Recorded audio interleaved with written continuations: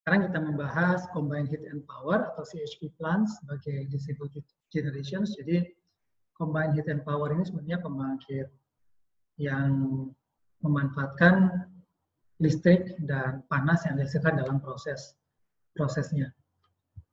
Nah, dalam DG tentu saja kita mengambil CHP yang memiliki karakter DG yang terdesentralisasi, tidak tersentralisasi, dikendalikan secara sentral, dan yang terutama terkoneksi ke jaringan distribusi. Nah, combined heat power tadi atau CHP itu memang mengeluarkan tidak hanya listrik tetapi juga panas yang dua-duanya dimanfaatkan dan banyak menggunakan teknologi konvensional, reciprocating engine, gas turbine, microturbines itu bisa digunakan dalam skema CHP, dan termasuk biomasa itu bisa digunakan untuk bahan bakar CHP. Dan tentu saja juga termasuk yang skala-skala besar. Hanya di sini sebagai DG kita kembali ke definisi bahwa dia relatif skala kecil dan terdesentralisasi, distributed. Nah, hanya yang menarik di sini adalah bahwa ketika dia sebagai distributed generation, memang juga kebanyakan CHP ini yang pertama dimanfaatkan adalah panasnya atau heat-nya.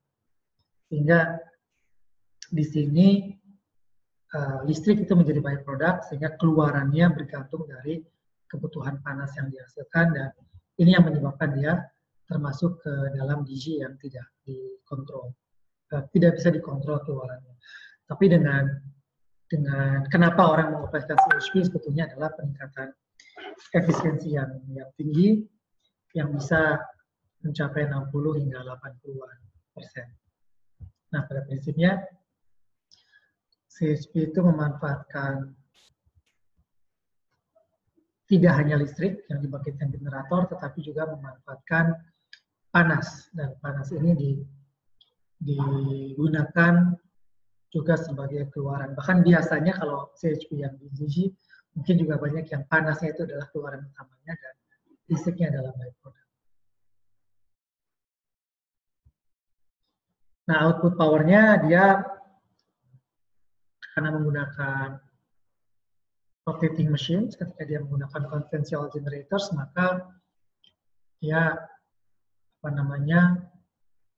relatif bisa dikoneksikan langsung ke dalam jaringan listrik.